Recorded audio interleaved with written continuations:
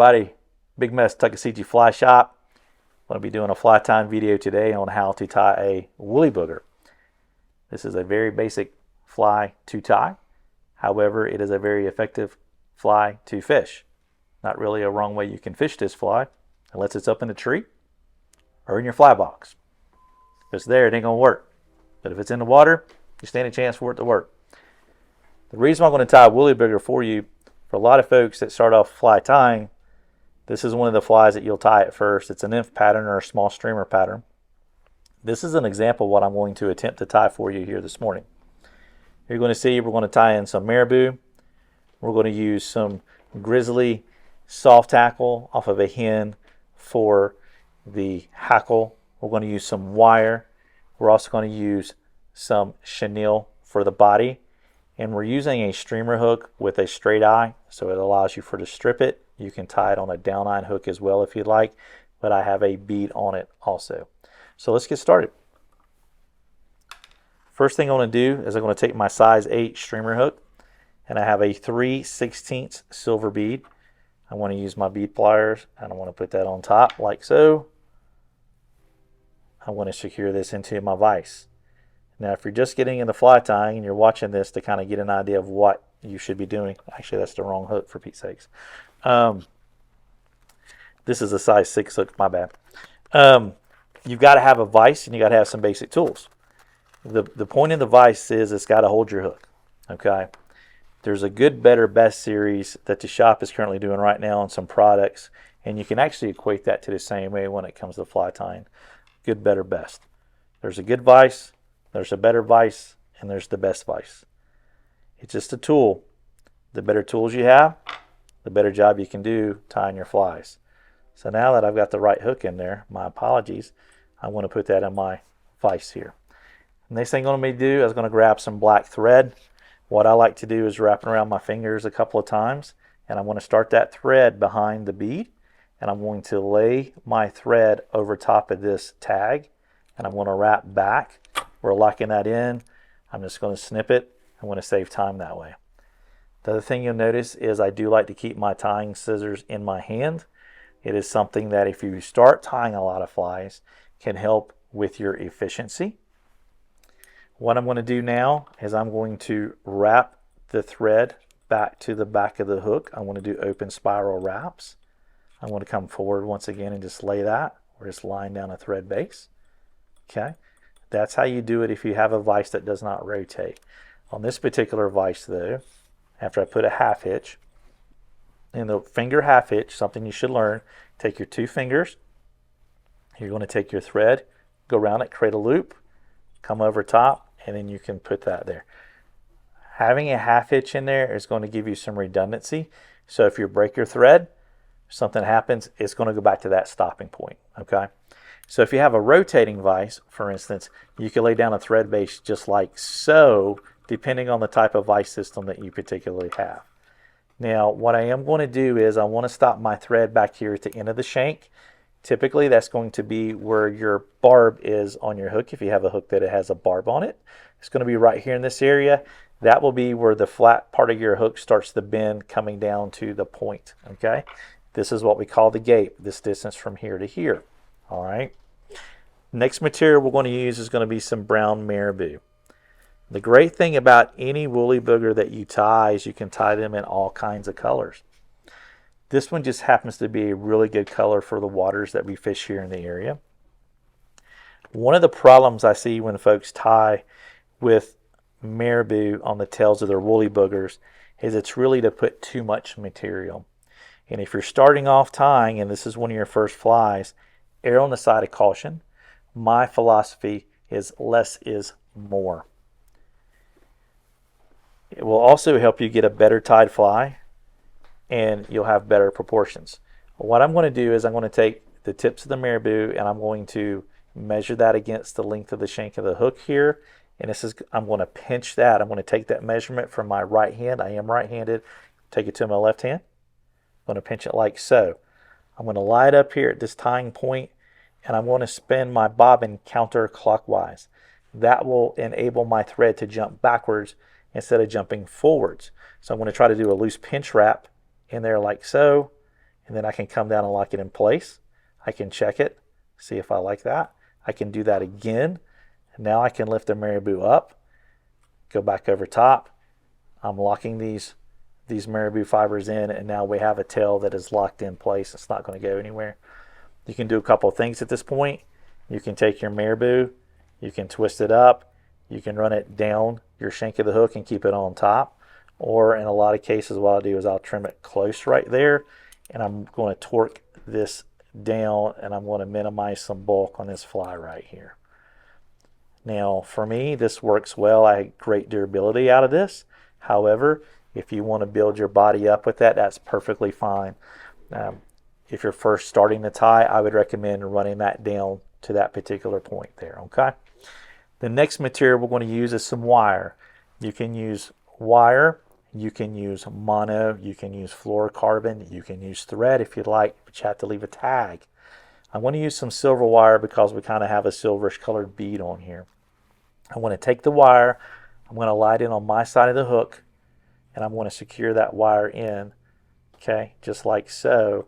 I'm going to rotate my vise just a moment there, and I want to take my wire and I'm actually going to push it back.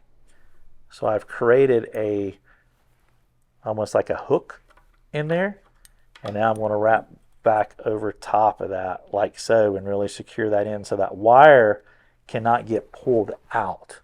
This is a very similar technique that you would use if you were tying an articulated streamer. Regardless of what type of streamer it is, as long as it's articulated, if you're not using a shank, well, even if you use a shank, you still have to have a connection. No, the shank you don't, my apologies. But if you're using, once again, people use mono, there's intruder wire and things, that's the technique that you do. So there's various techniques that translate from a woolly booger over to other patterns. And if you can tie the woolly booger effectively, in a lot of instances, this is the foundation for a lot of the streamer patterns that we have that are articulated. If you look at the back end of them, a lot of times they're basically a woolly booger variation of some sort. Okay, so I'm going to put in a half hitch. That way, if I break my thread, I have a stopping point to where that thread should stop coming out. Now I'm going to put my wire in my materials clip, and the next material we're going to use is going to be chenille. Not all chenille is created the same. This here is an ultra chenille in olive. There are various colors. This in here has got some variegation to it. There are medium-sized chenilles. There are small chenilles. There are large chenilles.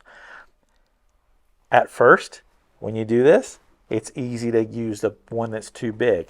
I like to use an ultra chenille because we're adding bulk to the fly as we go up. And remember, we're going to have this bead up front, and we don't want the bulk really to exceed this particular area. Okay, so what you have to do is you have to strip the material to get to the core. So in my case, where I don't have long fingernails, sometimes I can pull this off the first shot, and sometimes I can't. I'll take a pair of scissors. I don't want to like tighten down on it, but I just want to kind of start stripping to get to that core just a smidge. And then I can finish it off with my fingers. And I want to expose that core.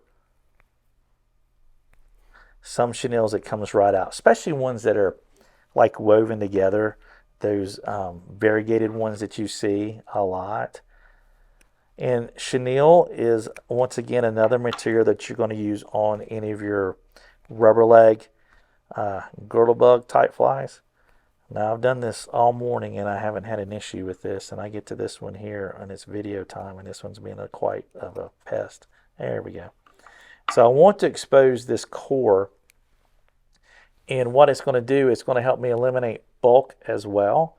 But here in just a moment, I'm actually going to fold that back also. So I'm looking, as I start to wrap my material, I want my body. So imagine here, it's going to start wrapping there. So I'm good with that. So I'm going to wrap forward momentarily. I'm going to come here to this point. I'm just going to fold those fibers back, wrap back over top of it. Okay. Now what we're going to do is I'm going to secure this here in my materials clip. I'm just going to build up a little bit of thread down through here to kind of smooth this out just a smidge. Okay. This is where if you have a rotating vise, you'd be able to spin it and do that. But if you're using a traditional standard vise, which is no problem, you just have to take and you have to just do a lot of reps, okay? What I want you to do is understand it's not about how fast you tie your fly, it's about the quality of the fly and the durability, okay? Make sure you get a good fly tied first. Speed will come over time, okay? It's not about how fast you tied this, or it's about the consistency and the durability of the fly. So half hitch, and as you can see, as I let my bobbin set there, it's actually going to unwind, or it's going to spin in a counterclockwise direction. What is happening is that thread is actually flattening out at that particular point, as you can see. As we go in a clockwise direction, we're going to cord that up, which more like braiding it. And then if we go counterclockwise, it does flatten that out. Thread manipulation is something that's really important as well. So I'm going to secure my bobbin over here out of the way. I'm a bobbin cradle. And in this particular case, if you don't have a rotating vise, you're going to go hand. You're just going to go just like this, okay? Just like so, which there's nothing wrong with. I did it for years. However, if you have a rotating vise, you can do this here, you know, which makes it so much more efficient. So I'm at my stopping point. I don't want to slam everything up against this bead. I need to leave some space because I got to tie in the hackle. Plus I've got to bring the wire up and I've got to be able to finish that off. So what I'm going to do is I'm going to capture over top like so. Then I'm going to go behind. I'm going to go top, behind, top, behind. I'm going to put in a half hitch. It's going to seat down in behind that bead. Just kind of work that down in there like so. I'm going to get my bobbin out of the way. This is an automatic bobbin. I want to take my fine tip scissors, which are important, and I want to reach in there close, snip that out of the way.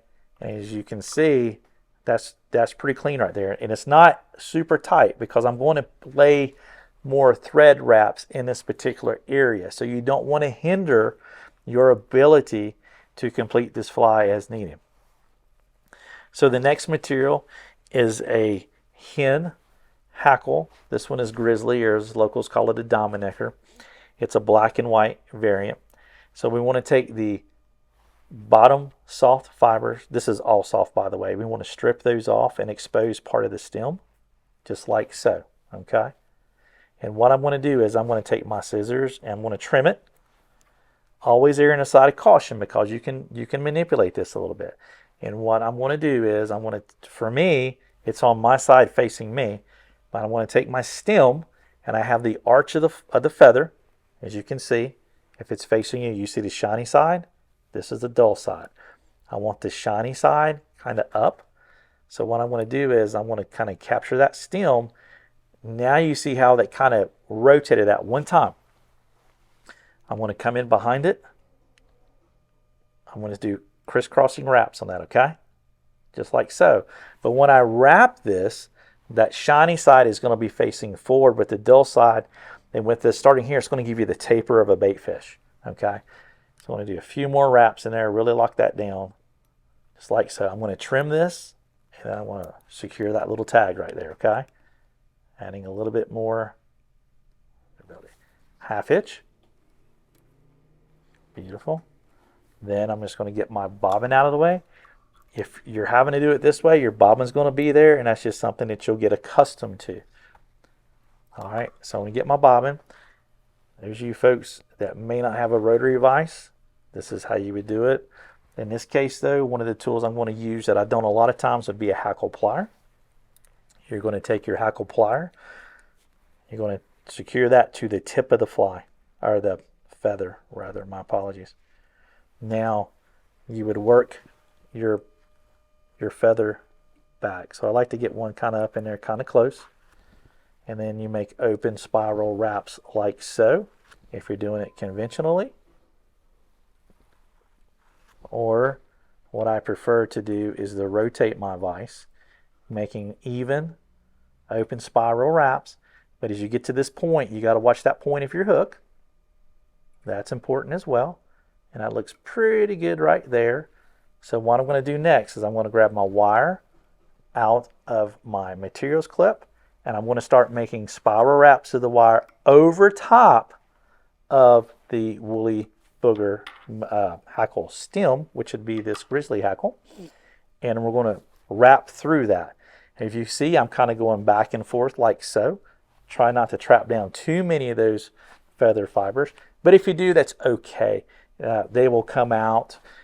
We're not relying upon these particular fibers to make this fly float because we don't want it to float.